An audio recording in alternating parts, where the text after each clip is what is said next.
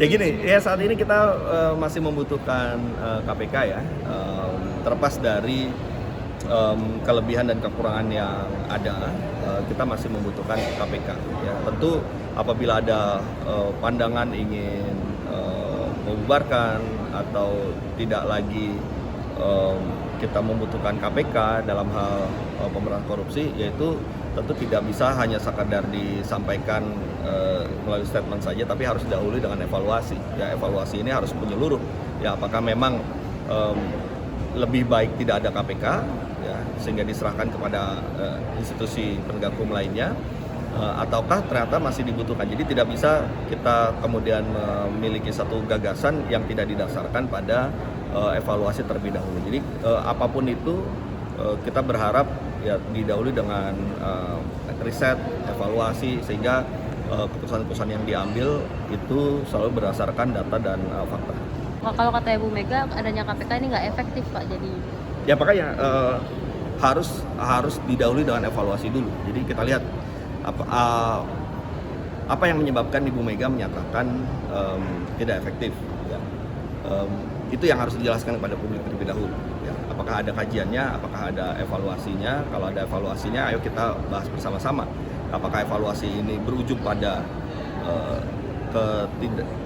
kebutuhan untuk membubarkan, ataukah ke arah perbaikan? Itu kan bisa macam-macam. Oleh karena itulah maka kembali apapun gagasan yang kita dorong, ya sebaiknya didasarkan pada evaluasi terlebih dahulu. Jadi kan saat ini kinerja KPK seakan disorot karena korupsi bisa diambil sama Kejagung. Kalau Komisi 3 sendiri ngeliat kinerja KPK sekarang itu bagaimana? Gini, kalau saya tidak ingin mempertentangkan antara KPK dengan Kejaksaan Agung, ya, karena dua-duanya adalah institusi penegak hukum yang harus kita dukung kinerjanya.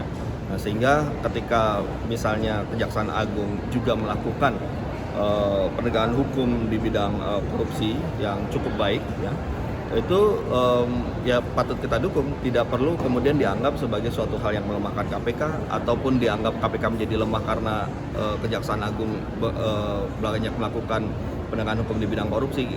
Tidak bisa saling dipertentangkan.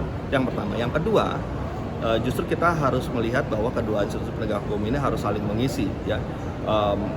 Di dalam proses pemberantasan korupsi ini kan tidak hanya dalam hal penindakan saja, tapi juga ada pencegahan, ya, di mana pencegahan ini pun juga dijalankan oleh KPK yang melalui sosialisasi, kemudian kepada institusi-institusi negara, kepada partai politik, ya, dilakukan pembenahan sistem dan sebagainya, dan ini bisa saling mengisi. Ya tentu